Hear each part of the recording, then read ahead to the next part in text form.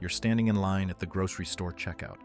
The total comes to $147.83. You hand over your card, and as you're walking out, you realize you forgot to use the store's loyalty program. You just missed out on saving $2.14. And for the next 20 minutes, driving home, unloading groceries, putting things away, that $2.14 eats at you. You feel like you failed. Meanwhile, sitting in your driveway is a car with a $680 monthly payment that you honestly can't afford. It's parked in front of a house that stretches your budget so thin you're one emergency away from panic. But you're upset about the $2. This is the cheap mentality in action, and it's bankrupting you in ways you don't even realize.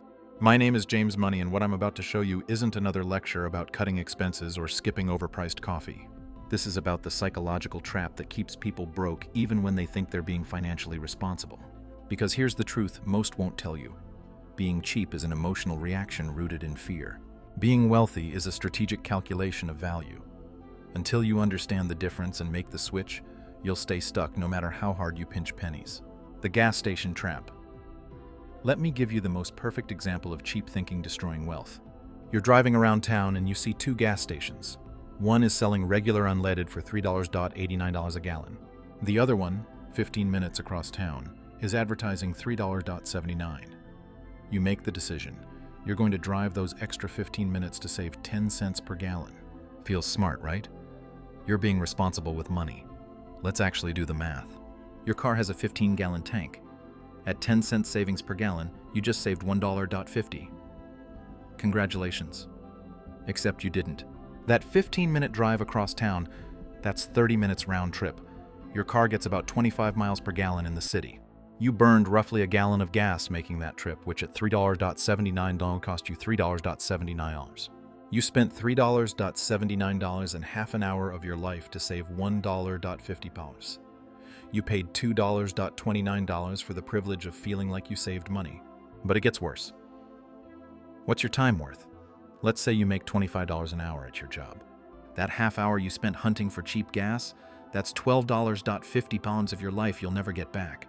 So the actual cost of your savings mission is $14.79 in lost time and fuel. You turned a $1.50 savings into a $14.79 expense, and you felt good about it the entire drive. This is what I mean when I say being cheap is a psychology problem, not a math problem. Two different questions. The cheap person asks one question and one question only. How much does this cost right now? Every dollar leaving their hand feels like a loss, a defeat, a step backward. The wealthy person asks a completely different question. What is the return on this investment? They view money as a tool to produce a result, not a scoreboard to be protected. Consider networking events. A cheap mindset looks at a $50 ticket to a professional mixer and sees $50 walking out the door for mediocre appetizers and awkward small talk. Wasteful, frivolous, not happening. A wealthy mindset sees that same $50 and calculates differently. If I meet one person at this event who knows about a job opening, or one potential client, or one mentor who gives me advice that changes my career trajectory, that $50 could return $50,000. The ROI isn't the finger food, it's the access. And here's what makes this shift possible: security. When you have an actual emergency fund, when you have even 3 months of expenses saved, your brain stops operating from a place of fear. You stop seeing every purchase as a potential financial death sentence. That mental safety net is what allows you to stop acting cheap and start acting strategic. The coffee obsession.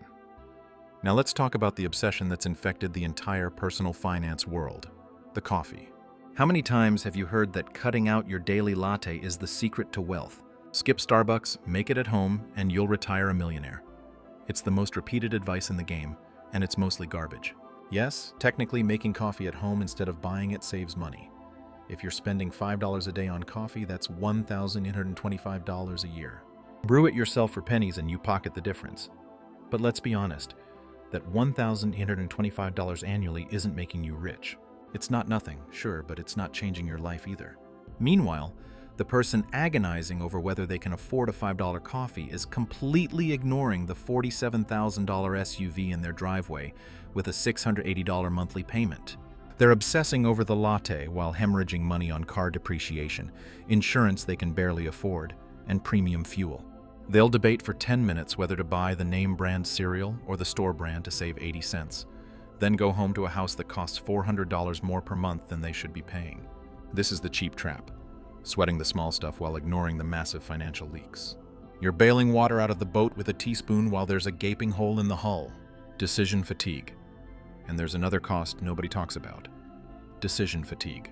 Every single time you stand in a store aisle calculating per ounce pricing on pasta sauce, every time you drive across town comparing gas prices, every time you agonize over whether the generic trash bags are good enough, you are burning mental energy. Your brain has limited bandwidth. It's got a finite amount of RAM available each day for decisions. When you waste that processing power on whether to save 30 cents on paper towels, you have nothing left for the decisions that actually matter. Should you negotiate your salary? Your brain's too tired. Should you start that side business? You can't think about it, still recovering from the grocery store calculations. Should you learn a new skill that could double your income? Maybe tomorrow. You spent all your decision-making energy on trivial purchases. Here's a rule that will change your financial life. If a purchase is under $20 and you have savings in the bank, buy the one you want and move on. Save your brain power for the $20,000 decisions. That's where wealth is actually built or destroyed. The car you buy, the house you choose, the career moves you make, the investments you prioritize. The scarcity mindset. But we need to go deeper because there's a reason cheap thinking feels smart even when it's costing you everything. And that reason has a name: the scarcity mindset. This is the invisible prison that keeps people cheap even when it's costing them a fortune. Scarcity mindset is the deep-seated belief that there will never be enough. Not enough money, not enough opportunities, not enough time. When you operate from scarcity, every dollar spent feels like a permanent loss. You're not buying a pair of shoes. You're losing $80 forever. You're not investing in a skill. You're throwing away money you might need for an emergency. This fear-based thinking creates a self-fulfilling prophecy. Look, I get it.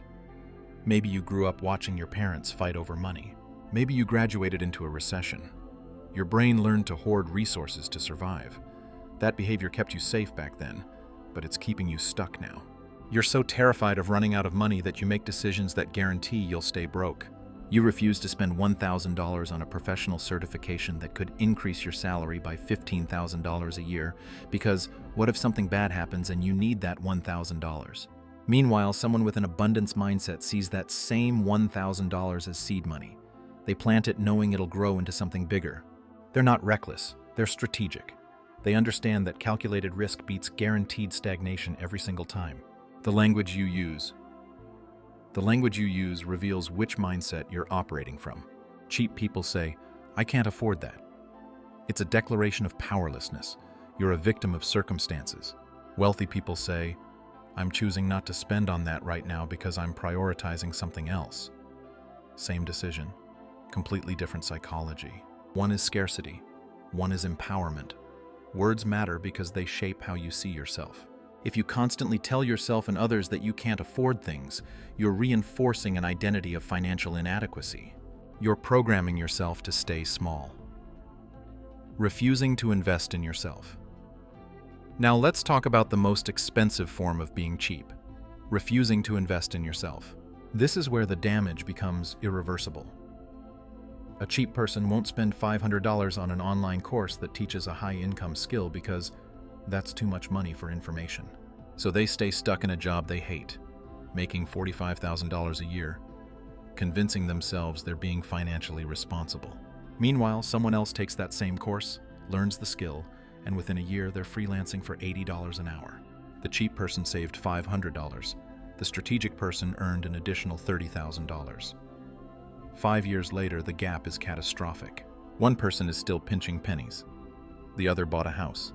Same starting point, different philosophy. Or consider health. Cheap people skip the dentist because a cleaning costs $150. They ignore the cavity. 2 years later, it's a root canal, $1,500. They still can't afford it, so they let it get worse. Now it's an extraction and an implant, $4,000. That initial $150 investment would have prevented all of it. But here's the twist. It's not just about the money. It's about the pain, the missed work, the diminished quality of life. Being cheap extracted a physical toll. This pattern repeats everywhere. Skipping the annual physical, ignoring the weird noise your car is making. Buying the absolute cheapest mattress because you spend a third of your life asleep. But sure, save $200 and wake up with back pain for the next decade. The wealthy mindset asks a different question. What is the cost of not doing this? What's the cost of staying ignorant? What's the cost of poor health? What's the cost of a broken down car when you need to get to an interview? Suddenly, spending money to prevent problems looks like the bargain of the century. Return on investment. Let me introduce you to a concept that separates people who build wealth from people who stay stuck. Return on investment. And it applies to everything, not just stocks. When you buy something, you're not just spending money. You're making a trade. Money for time, money for capability, money for peace of mind. Wealthy people calculate that trade. If I spend $2,200 on a reliable laptop, how much time will I save not dealing with crashes? How many opportunities will I capture because I can work efficiently? How much will I earn because I look professional on video calls? They're not asking if they can afford it. They're asking if they can afford not to have it. Cheap people see the $200 and panic. That's rent, that's groceries. They buy the $300 budget laptop instead. It's slow, it freezes during presentations. The camera is garbage, it dies in 18 months. They buy another cheap one. Over 5 years, they've spent $1,000 on inferior machines and lost countless hours to frustration. The math is brutal, but it's real. Strategic spending versus reckless spending. Now I need to address something before you misunderstand me completely. I'm not telling you to go out and blow money on everything. Strategic spending is not the same as reckless spending. The goal isn't to become financially irresponsible. The goal is to stop being penny-wise and pound foolish. You still need a budget. You still need to live below your means. But within that framework, you make decisions based on value, not just price. You ask, will this purchase make my life materially better? Will it save me time I can use to earn more? Will it prevent a bigger expense down the road? If the answer is yes, and you have the money available, the wealthy choice is to spend it. Because here's what nobody tells you about wealth building. You cannot shrink your way to wealth. Cutting expenses has a ceiling. You can only reduce your spending so much before you're living in a cardboard box eating ramen. But income? Income is unlimited. The real game isn't about spending less on coffee. It's about building the machine that generates more money. And that requires a completely different operating system in your brain. The 3-question framework. Let me give you a framework that changed how I think about every dollar. It's simple. Every time you're about to make a purchase, ask yourself 3 questions. 1. Will this purchase save me time? 2. Will it increase my earning capacity? 3. Will it prevent a larger expense later? If the answer to any of those questions is yes, and you have the money available, that's not an expense. That's an investment disguised as spending. A $500 online course that teaches you a skill worth $50,000 more per year? That's not expensive. That's the bargain of the decade. A $200 pair of professional shoes that makes you look competent in client meetings? Not a luxury, a business expense. A $1,000 ergonomic office chair that prevents chronic back pain and lets you work comfortably for 10 years? That's healthcare you're paying for up front instead of in emergency room bills later. The cheap person looks at these numbers and sees money leaving their account. The wealthy person sees leverage, efficiency, and compounding returns. It's the same transaction, but the mental framework is completely different. One perspective keeps you broke, the other builds wealth. The social cost of being cheap. Now I need to address the social cost of being cheap, because this is where things get really uncomfortable. Your relationships have economic value, not in a manipulative way, but in a practical sense. The people you know, the way you treat them, the reputation you build, these things open doors or close them permanently. Cheap people undertip servers. They split restaurant bills to the penny. They show up to parties empty-handed. They borrow things and never return them. They're always the one who conveniently forgets their wallet, and they think they're being smart, saving money. But what they're actually doing is buying a reputation. The reputation spreads. People stop inviting them. Opportunities dry up. Professional connections fade. That saved $20 on the dinner bill just cost you a $100,000 job referral you'll never even know you missed. Wealthy people understand that generosity is an investment.